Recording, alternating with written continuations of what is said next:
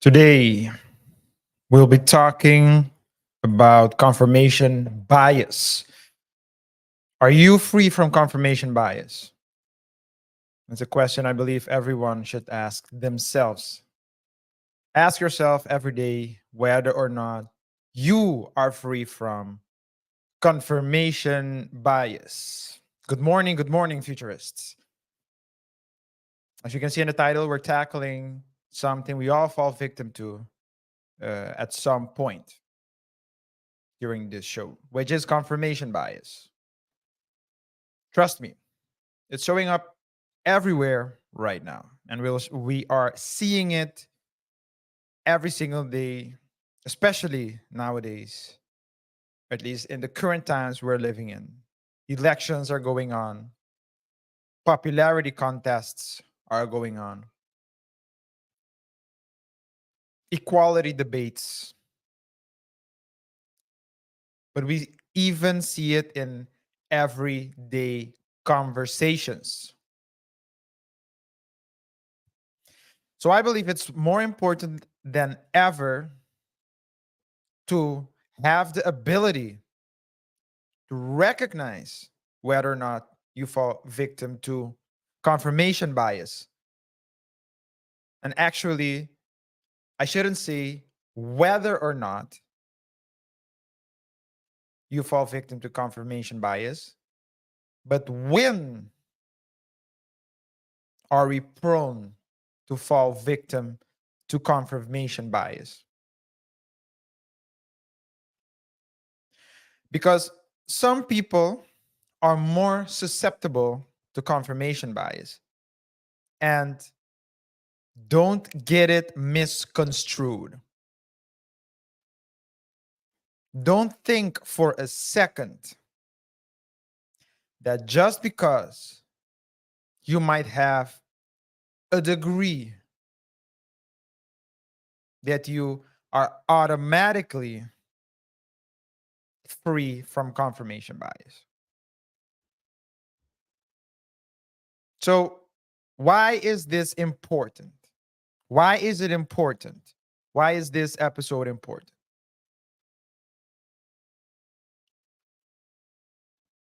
Confirmation bias isn't only shaping our political views,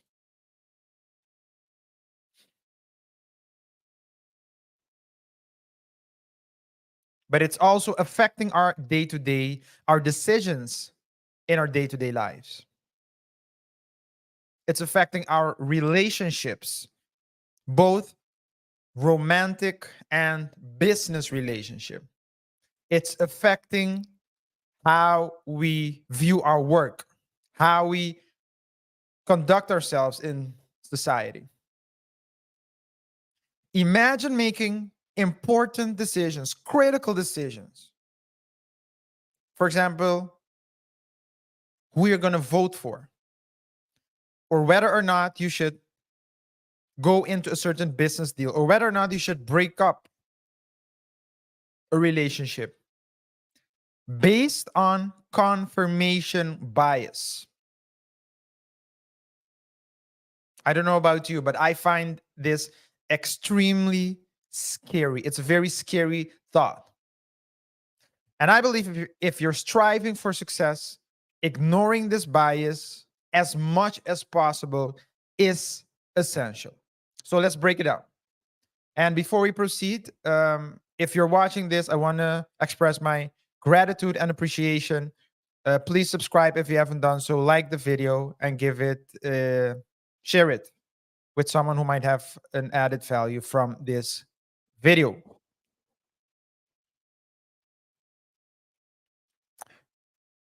But what is confirmation bias? Let's break it down.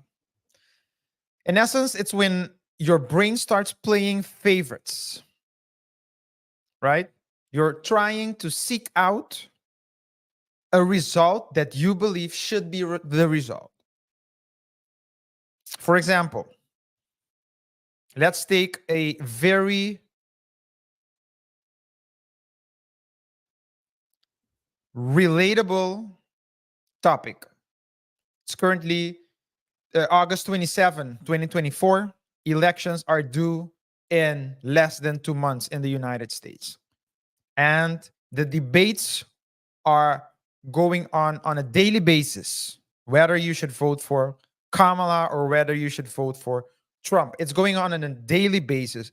And you'd be a fool to think that these debates only take place in the United States, because you'd be completely wrong. The whole world is following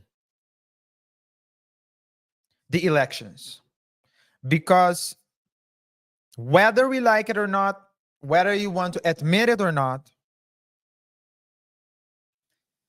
the United States, and to be more specific, the level of stability of the United States is crucial for a stable Western, for the stability of the Western countries. Western democracy, as we know it, is dependent on the stability of the United States. And the weaker the United States is, the more vulnerable the other countries of the West become. And the more susceptible to either a physical invasion by ways of military, but perhaps also by means of economical invasions or more subtle takeovers by non-Western countries, like we're seeing right now, we're experiencing right now with China.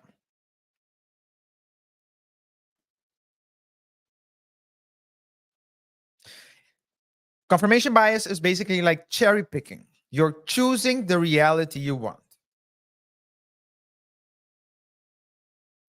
I gave one example. Or I didn't finish my example, so let me finish that one first.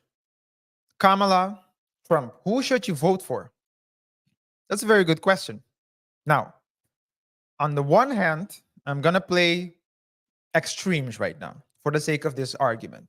But on the one hand, you have one leader who is saying, when I was president, and I'm referring, of course, to former President Trump, when I was president, I took care of the borders. I took care of my people. Economically, we were soaring. We were heading in the right directions. Despite everything that the mainstream media was trying to do, I was still thriving as the president of the United States. And they didn't want me as president because I dared to do what no other president did, which is go against the powers that be. I'm not saying that this is the truth or not. I'm saying this is the rhetoric. This was the rhetoric, or no, it's currently the rhetoric. I won last time in 2020, but they didn't like the fact that I would go for a second term, so they boycotted me. That's one hand. I'm a true American. I take care of my people. I took care of the economy. I took care of the soldiers. I should be your president. And of course, look what happened in the 4 years that I wasn't president. Look at what happened to the economy. Look at the immigration problem. Look at the housing problem. Look at the layoffs. Look at the inflation rates.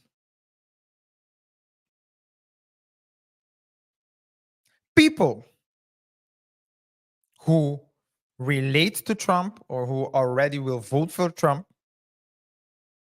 will see those elements. They will see the things that he did right in their eyes, because in their mind, he is the best president. So he should be president. He's the best candidate. So they will only listen to the good parts. Have them there, bad parts, of course.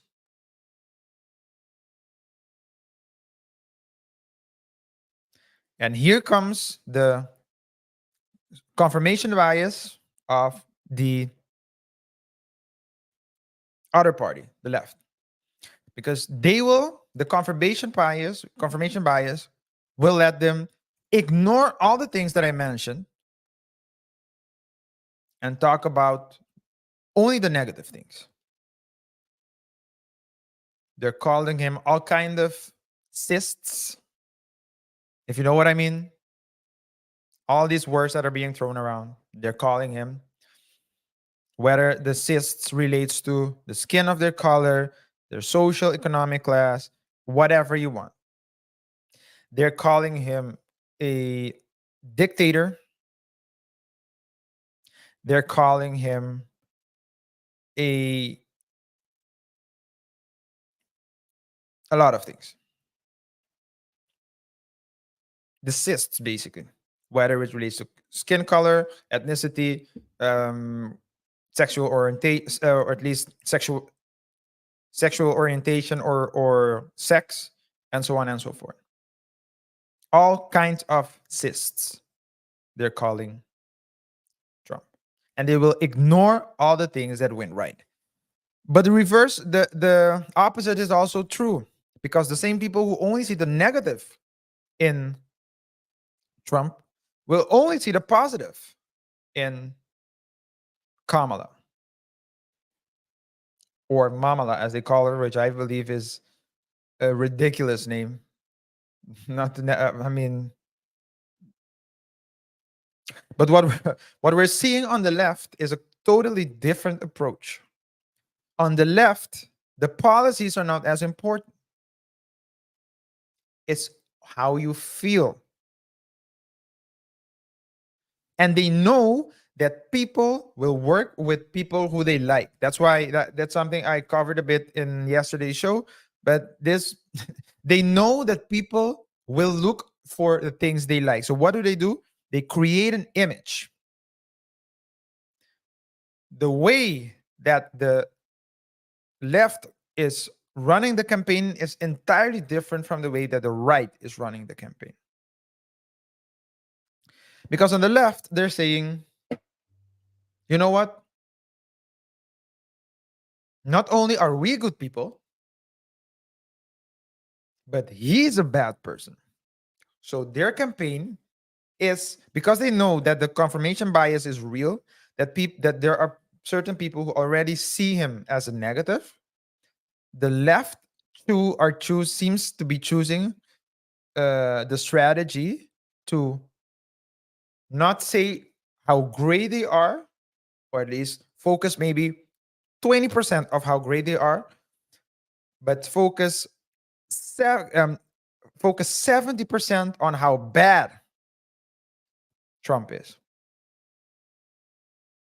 So it's knowing what they know, that people are seeing him as a bad, a lot of people regard him as a bad person. So don't vote for him because he's a bad person. And why is this, whether you like it or not, a smart strategy? Why are they playing to the it's smart? Why is it smart for the left to play on the confirmation biases of the people?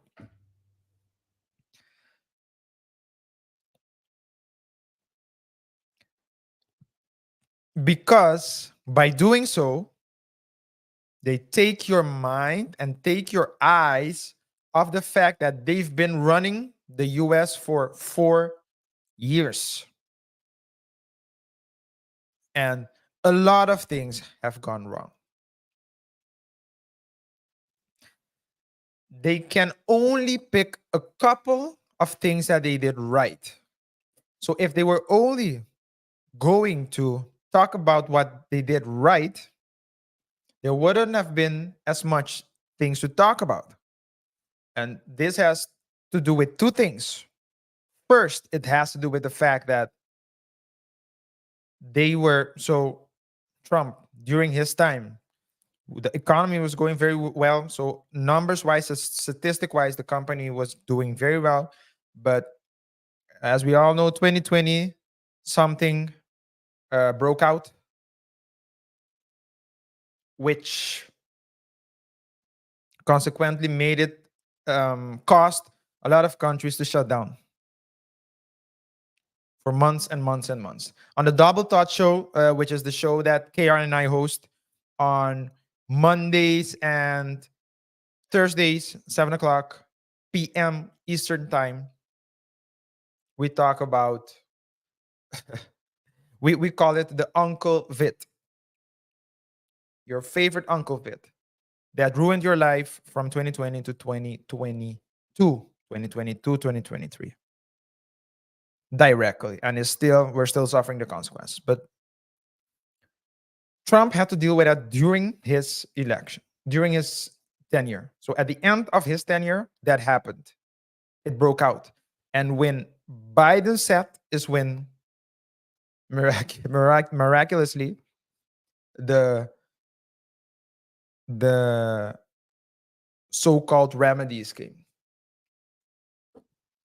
I don't know if they were I don't know if they're remedies or not, but that's what they called it. Right? So but they had a very difficult time as well. The Biden administration, Biden Harris administration did. So it wasn't easy for them either. But they let a lot of people enter illegally.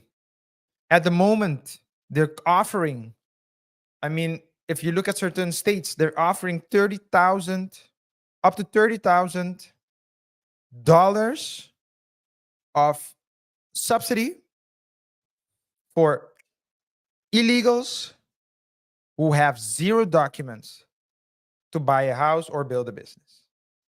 In New York, they're also doing it, giving people money. I think I read somewhere that in California, I believe, of course, surprise, surprise, they're gonna give them 130,000 or $150,000 to build or buy a house. In California, good luck. But okay. So they can't talk about their successes. So they need to focus on the negatives. Additionally, what makes it difficult is that Harris is at the moment Kamala is the vice president. So it's very difficult for them to separate Kamala from the current president. It would have been easier if it was another nominee from the Democratic Party that had nothing to do with the current administration, because that person could say, yeah, it's a clean what my colleagues did, that's not me. But in this case, Kamala is part of the administration. So what do the Democrats do? Which again, whether you like it or not, we analyze things here and see how we can apply it in our day-to-day lives. They know that people are not going to read the policy, so why would they spend time with policies? People aren't going to read the policies. So what do? They started a feel-good campaign from their end. I like good music. I'm black. So trying to build rapport. I'm black. I'm a woman. But simultaneously also saying, you know what? But don't vote there. Don't vote for the monster there. Because if you do, it's over. It's fear mongering. Now,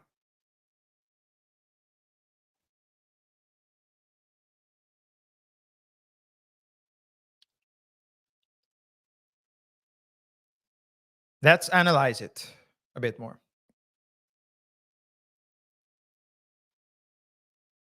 Do you think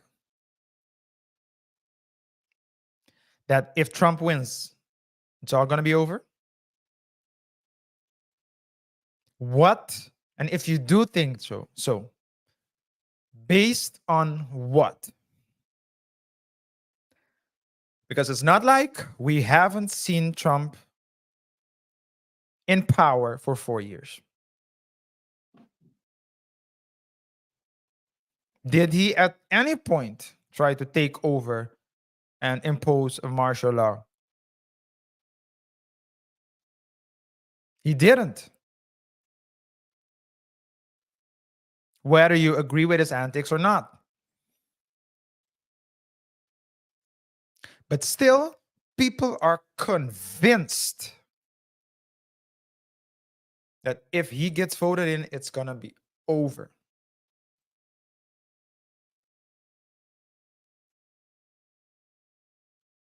Think about that for a second.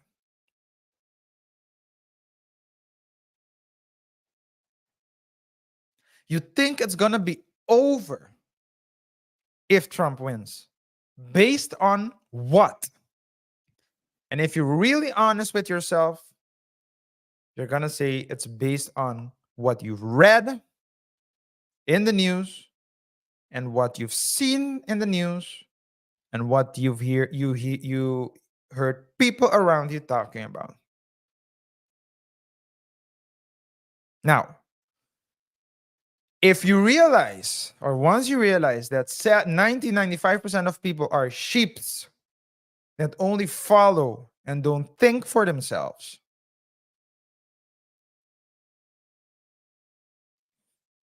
then you wouldn't fall for things as easy. Not to say that you would vote, again, not to say that you won't vote the way you're going to vote, but is it really your thoughts? Is it really the way you would vote?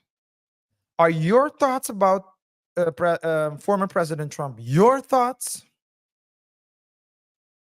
Now, let's reverse it.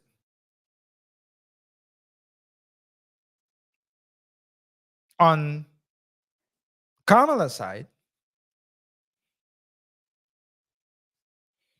we know that Kamala is very bad at talking without a script. How do we know this? He avoids the press up until recently. Maybe at the time of this release, she had went on one or two press releases or press. He did some press conferences. All her content is scripted.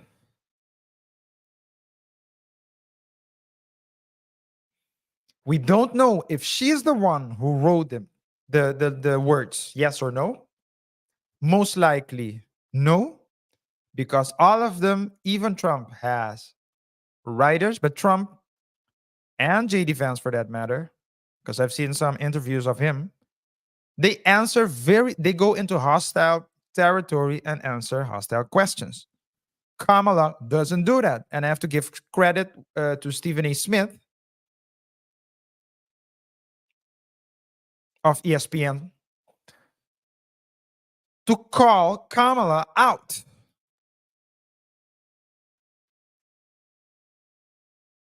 Now, I don't understand how. Well, to me, this is also what I'm going to say is also information bias, because at the same time, Stephen A. Smith says, I'm going to vote for my sister. I don't know if he called her a sister. And I'm going to vote for Kamala because I believe he used the word sister.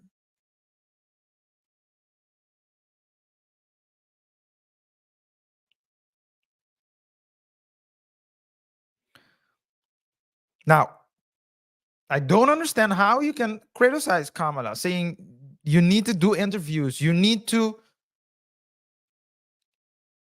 answer questions. You need to show up and still say, but I'm going to vote for her anyway. Again, do I think that the obvious choice is Trump? No, because your vote depends on your place in society. Of course, you're going to vote for something. You're going to vote for the person who will be the best for the country, but you will also have, personal interests. That's with everyone. But how can you hold her accountable and still say you're going to vote for her? I believe the only reason why, two reasons why people of the media are saying this. First, I really think that they're not allowed to have their own opinions because there's a narrative that each and every news media outlet has or wants to push, because you have lefts and of course extreme lefts, you have rights, extreme rights, and in the middle. But the platforms where Stephen A. Smith is on, The Breakfast Club, very influential people, these are all left media outlets, so they have to push a certain narrative. I believe that if you ask them, they will tell you that they can choose who they're going to vote for. But there was a time shortly before the race began to intensify that Charlemagne was asking legitimate, objective questions. But if you go listen to the Breakfast Club now, it's clear that he's back on the left campaign because that's what he needs to do. I really believe that they think that they're free they're free, but they're not. Because it's and the media outlet, the bosses, and it's the quote unquote culture, keeping it real. You're not allowed to think differently, or else the color of your skin or your ethnicity will get questioned. Same goes for the other side.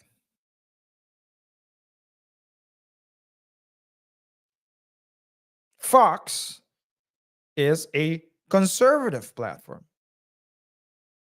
They might put, and this goes for both platforms, they might put someone of the opposing, with an opposing position. They might give that person a show, a role, but for how long?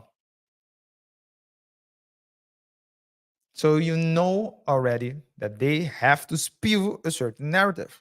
So how can you say, again, confirmation bias? Because some people will say, no, the people on the left, look at Stephen A. Smith, look at Charlemagne, look at all these left, Breakfast Club, look at all these left media outlets. It's clear that they're pushing a narrative. We need to stick to Fox because Fox is neutral. No, you need to accept that you already feel a certain way and you're only going to watch or listen to what you want to hear or listen to confirm your bias. And if you're really honest with yourself, why, you need to ask yourself, why do you dare to think freely? Do you dare to look where you're afraid to look? Do you dare to ask questions that might give you answers that will potentially change your mind? Because changing your mind is part of growing up.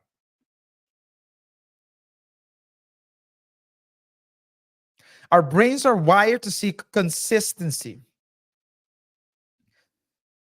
So when we encounter information that challenges our beliefs, it creates a mental discomfort. The only way that you can deal with confirmation bias is to be willing to put yourself in that situation of discomfort. If you surround yourself with yes men, ignoring if you ignore crucial information, crucial feedback, you're going to keep repeating the same mistake. You're going to keep making the same decision. You're going to keep voting the same way. You're going to keep doing business the same way. You're going to keep doing relationships the same way, expecting a different outcome. Avoid the echo chamber effect. Avoid surrounding yourself with yes men. The algorithm is an echo chamber. When you go on all the platforms we use, you get content suggested to you. We all get that, but it's an echo chamber. It's designed to let you keep watching more and more and more and more and more of the videos you already like, which will only strengthen your bias. Your bias will only become stronger. This can cause you to make decisions that might not be as beneficial to you. Right? All right. Futurists, thank you for tuning into the second show. Let me know if you have anything, if any comment, please let me know in the description box below. Do you believe that you are free from confirmation bias? And if so, to what extent? Scale of 1 to 10.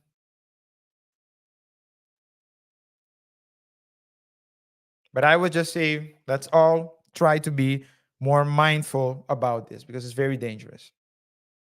Let's get real in the comments, guys. If you're enjoying this video, give it a thumbs up, share the video, and don't forget to subscribe. Hit that notification bell as well so you stay up to date when new videos drop. Let's challenge our thinking. Let's do that together and make smarter decisions. Hey, this was your morning show of today. Have a good one. Rise and grind. Go get it. Do what you need to do to get the results that you need to get. Do what you don't want to do to get the results that you don't want to get. But in any case, never stop doing. I'll see you tomorrow. Take care.